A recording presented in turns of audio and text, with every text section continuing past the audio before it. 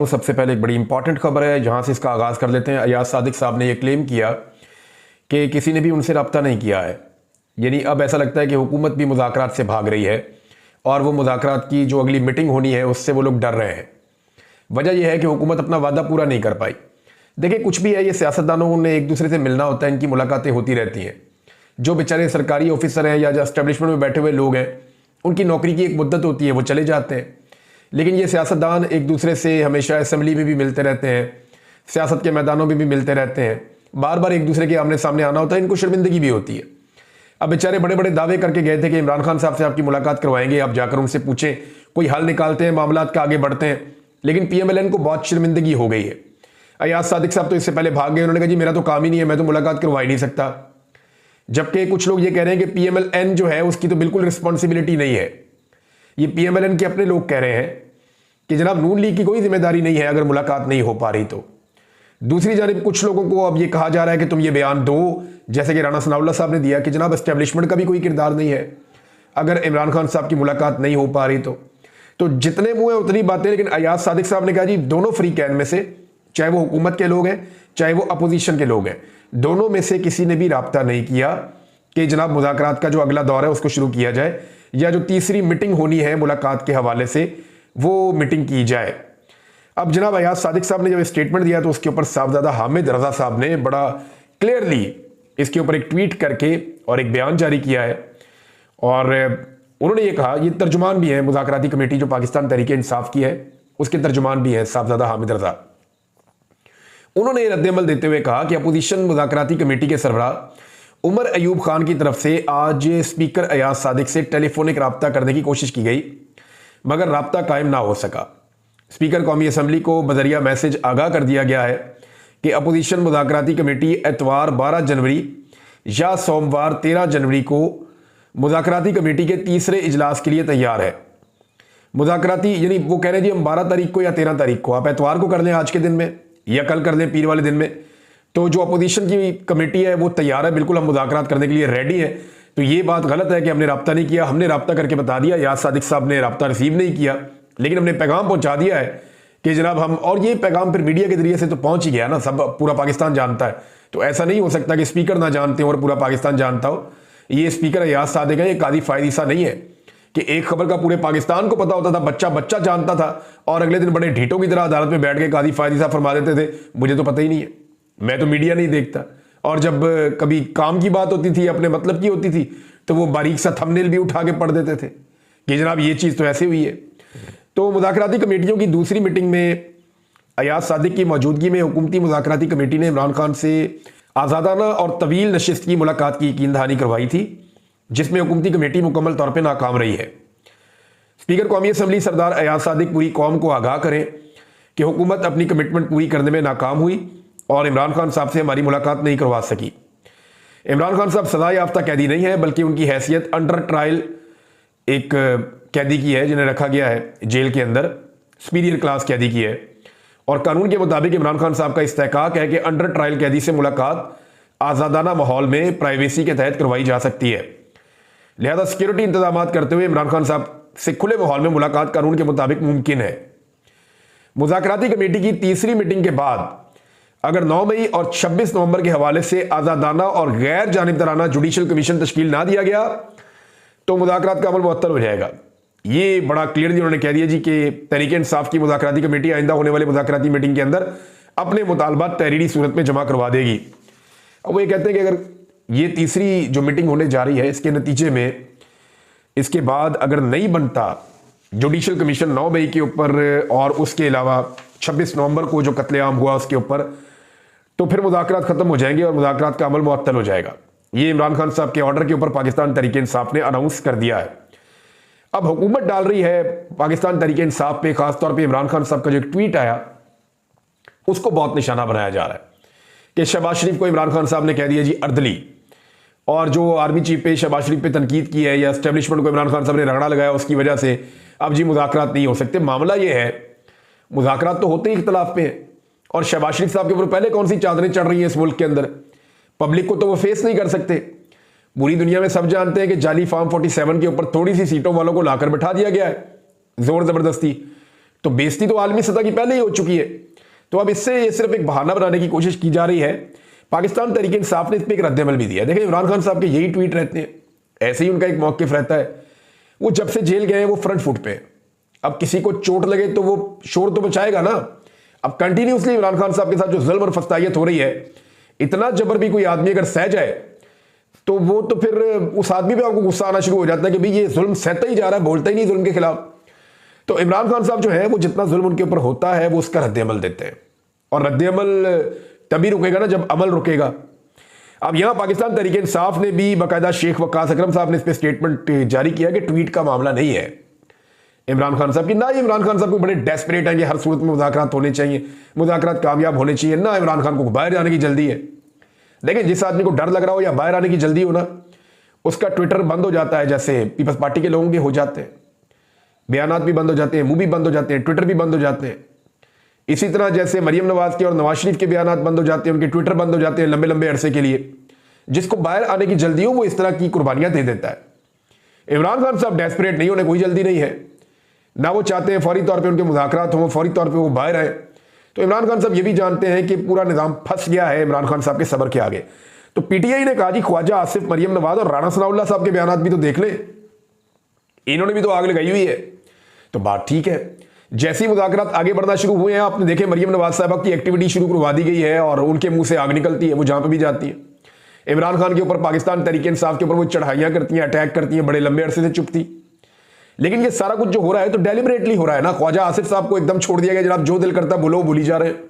राणा सनाउल्लाह साहब ने भी सख्त बयान दिए हैं। जब इन सारी चीजों को आप इकट्ठा करते हैं तो आप सिर्फ इमरान खान के एक ट्वीट को ब्लेम नहीं कर सकते। हालांकि उनकी अपनी पार्टी में भी कुछ लोगों ने इस तरह की बात की, लेकिन एक्चुअली इमरान खान साहब के ट्वीट को आप ब्लेम नहीं कर सकते। आपको देखना पड़ेगा कि दूसरी तरफ से किस तरह के स्टेटमेंट्स दिए जा रहे हैं और मामला खराब किया जा रहा है। अच्छा, जैसे जैसे मुज़ाकरात वाली कहानी अपने इख्तिताम को ऐसा लगता है पहुंच रही है, मेरी भी ख्वाहिश है, पाकिस्तान की ख्वाहिश है कि इन मुज़ाकरात के नतीजे में वाकई कोई हल निकल आए और सारे लोग बैठकर जो पाकिस्तान की मिलिट्री एस्टेब्लिशमेंट है उसका सियासत में रोल खत्म कर दें, तो ये तो सबसे बेहतरीन काम हो जाएगा।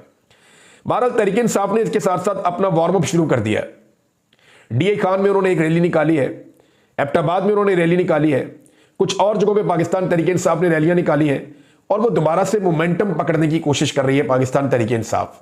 ये दो चीजें हैं, एक तो पाकिस्तान तहरीक इंसाफ चेक कर रही है कि सानिया जो हुआ 26 नवंबर का इस्लामाबाद में जो कत्लेआम हुआ डी चौक में, उसके बाद कारकुनों का मोराल क्या है। तो ये नजर आ रहा है कि कारकुन एक्टिव हो रहे हैं और वो निकल रहे हैं। तो ग्रेजुअली दोबारा पाकिस्तान तहरीक इंसाफ, क्योंकि जब भी कोई आपको बड़ा इवेंट करना होता है ना पॉलिटिकल, तो आपको बहुत सारे छोटे इवेंट मुख्तलिफ जगहों पे करने पड़ते हैं। पाकिस्तान तहरीक इंसाफ ने ये चीज बड़ी कमाल सीखी है, क्योंकि इमरान खान साहब के बगैर उनको निकलना होता है। अगर इमरान खान साहब हो तो वो तो एक दिन में अनाउंस करते हैं मैं फलां जगह पे जलसा कर रहा हूं तो दुनिया वहां पहुंच जाती है। वो तो क्राउड पुलर है इमरान खान साहब, वो तो कर लेते हैं। लेकिन तहरीक इंसाफ ने यह चीज सीखी कि जब भी उन्होंने निकलना है, उन्होंने पहले शहरी सतह के ऊपर, टाउन्स की सतह के ऊपर, देहातों के अंदर वो रैलियां छोटे छोटे इवेंट करते करते एकदम मोमेंटम बना के मैदान में आ जाते हैं। तो ये पाकिस्तान तहरीक इंसाफ ने दोबारा से काम शुरू कर दिया है।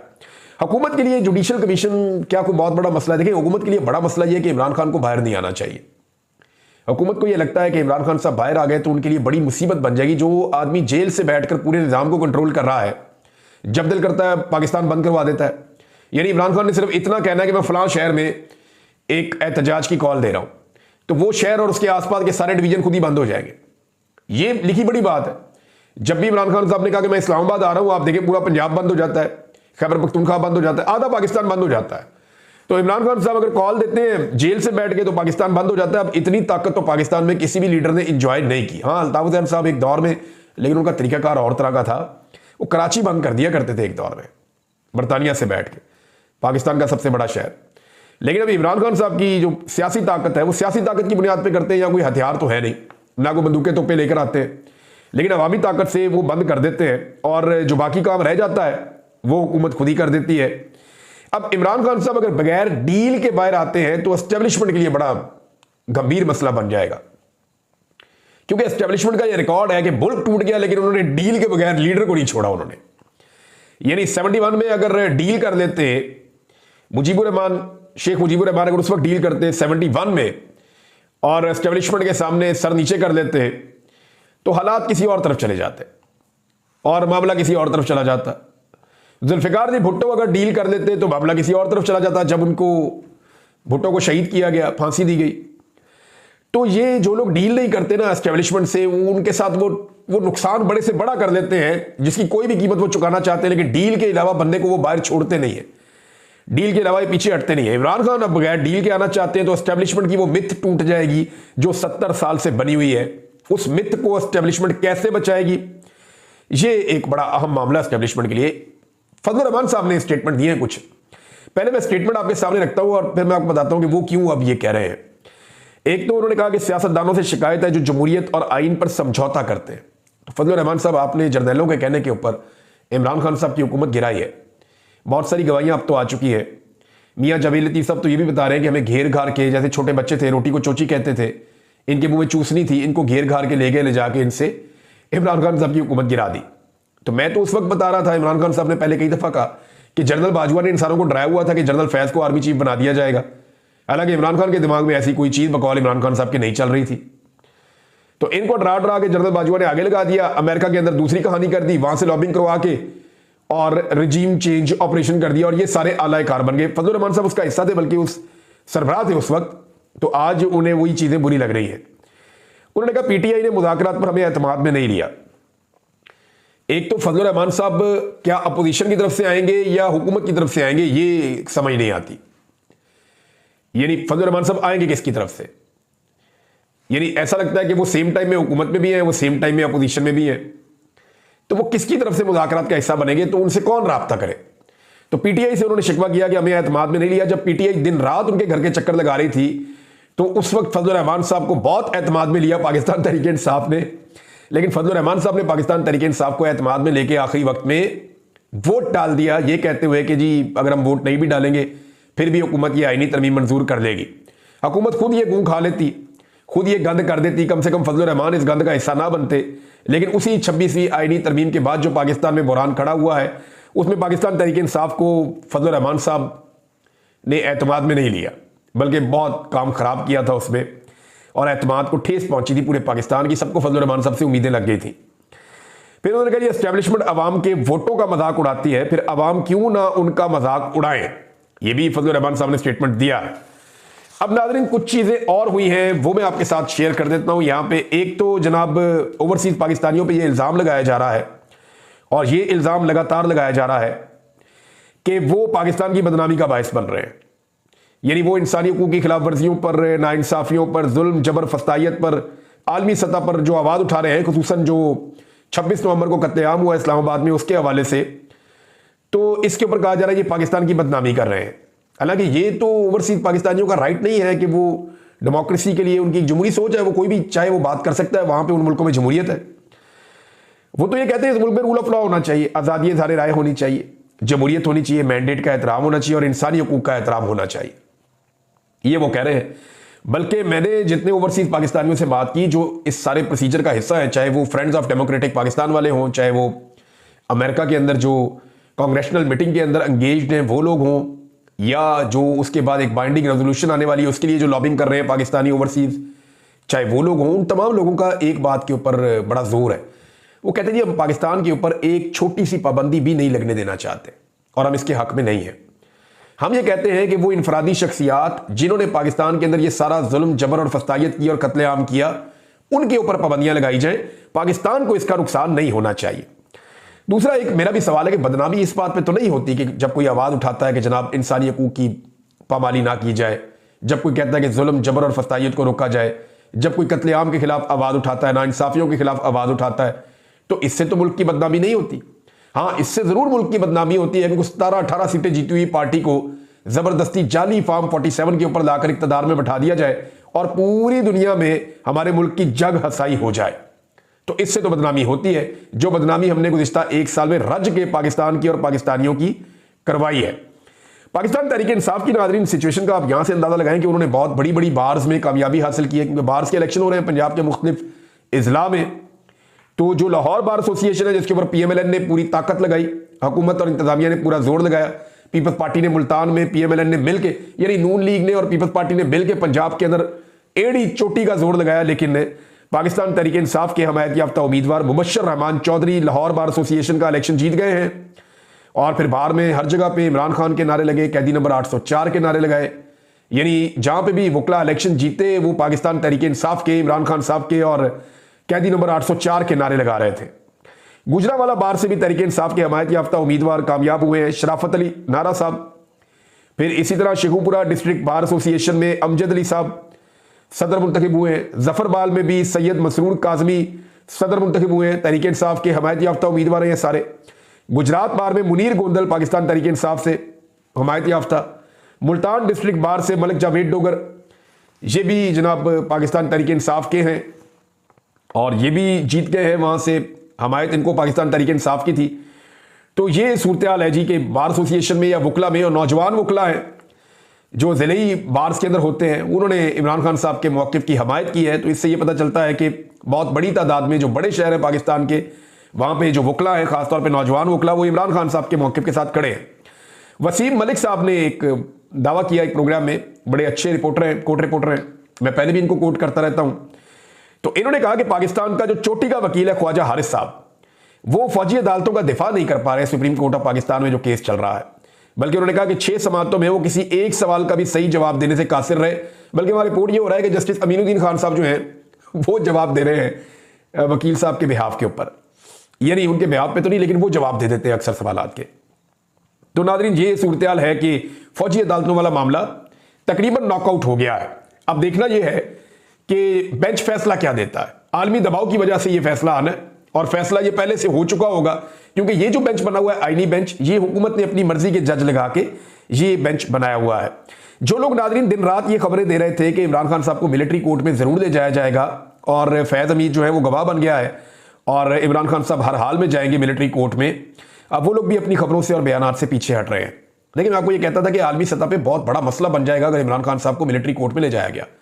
अभी तो सिर्फ आम वर्कर्स को या कुछ इमरान खान साहब के साथियों को सजा दी गई है, मिलिट्री कोर्ट्स में तो इतना रोला पड़ गया पूरी दुनिया में, आपका जीएसपी प्लस स्टेटस जो है वो खतरे में पड़ गया है। तो ये कैसे हो सकता है कि इमरान खान साहब को ले जाए?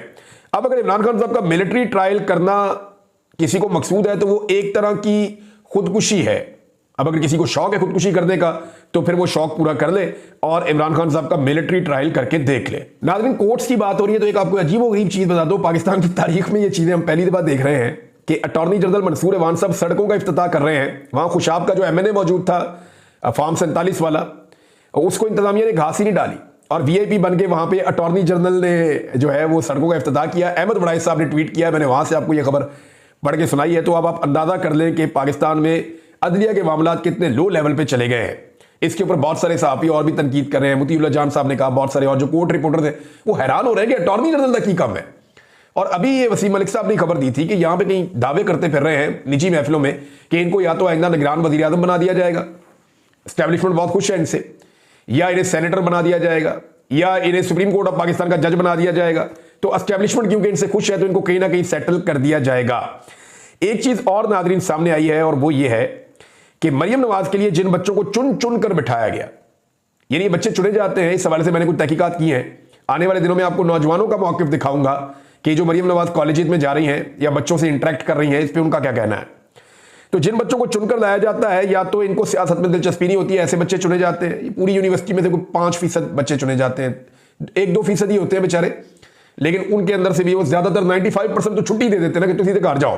तो बाकियों में से वो चुनते हैं, और वो चुनते किस बुनियाद के ऊपर है कि जिन्हें सियासत में दिलचस्पी नहीं है, या जो कमजोर शख्सियत के मालिक हैं, या फिर उनकी वाबस्तगी पाकिस्तान तहरीक इंसाफ से बिल्कुल किसी किस्म की नहीं है, या जिन्हें आसानी से जिन बच्चों को हैंडल किया जा सकता है, तो ऐसे बच्चों को चुना जाता है। क्राइटेरिया एक बनाया गया है और फिर भी एहतियात की जाती है कि इनको डराया धमकाया जाए।